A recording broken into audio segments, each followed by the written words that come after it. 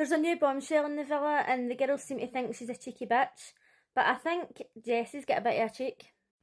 Love Island UK episode 39, and I must say that tonight I was quite disappointed with Mimi.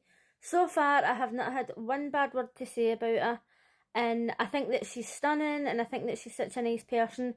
She comes across as really strong and everything, but the way she was with Ayo tonight kinda annoyed me, because when they were sitting in the kitchen talking and she was talking about him being up in the bottom three and she was saying, oh, if you went I would have been upset, and I thought I just would not be giving him that information. He doesn't deserve it.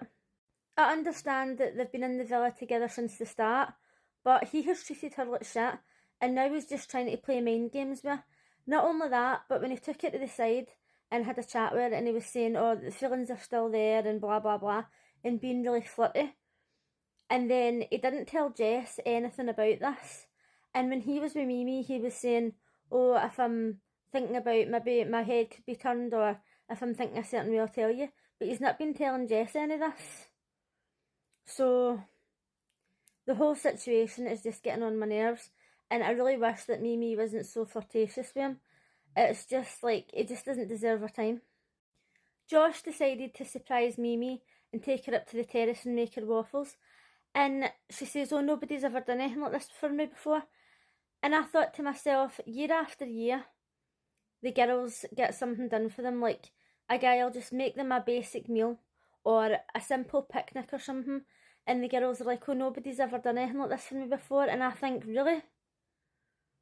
You're in your mid-20s to 30s and nobody's ever just surprised you with a meal or took you for a picnic or something that's just so basic?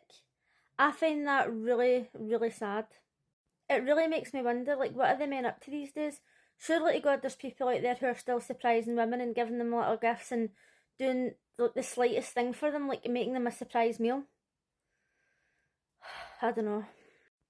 Overall tonight I really feel like not much happened, but there was a new bombshell and she had to pick 3 boys to date.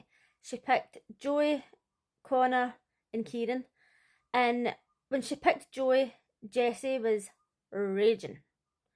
And she's got an absolute cheek. Jessie's obviously worried because she knows what he was like on their first date when he was paired up with Grace.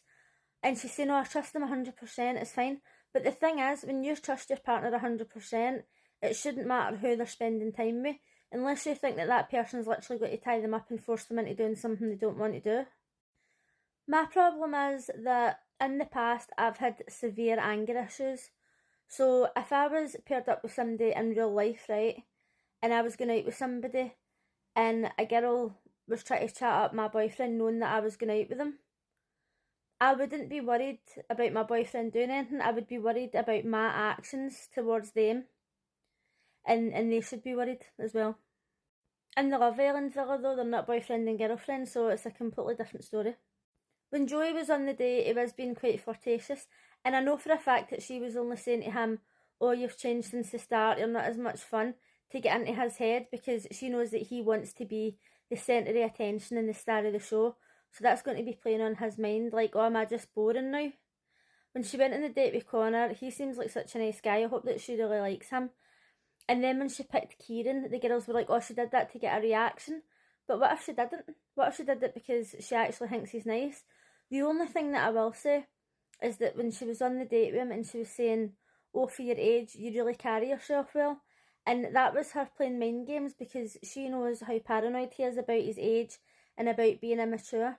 And we've seen several times Nicole and other people in the house attacking him for his age and how immature he is. So she's come in and she's instantly trying to play on his insecurities and say, oh, I think you really carry yourself well for a 21-year-old.